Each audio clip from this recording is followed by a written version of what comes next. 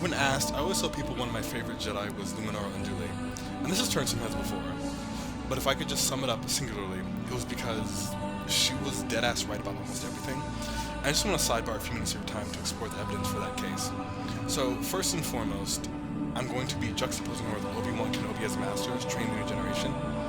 I think it's pretty much a fact to say that Kenobi did not train Anakin properly.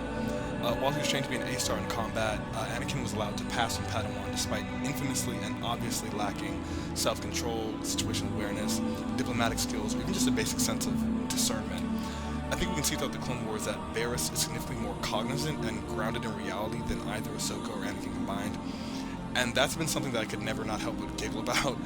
And I also think the utopian delusionalism of the series' form prevents us from seeing that Luminar should have had Anakin's actions on the Council, and it shouldn't have even been close. We're often told by certain fan base sections that Unduli was the ultimate example of what not to be, but if you're actually serious about analyzing the events as they happened, this simply isn't accurate.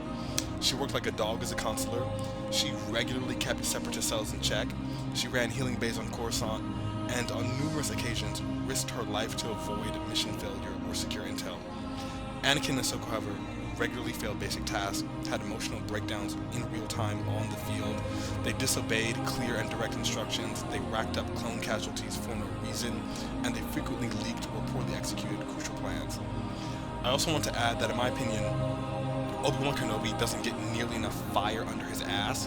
He was so complicit in much of Anakin's chronic misbehavior and basically pretended straight to Windu and Shaq Tu's faces when they started asking too many sensible questions.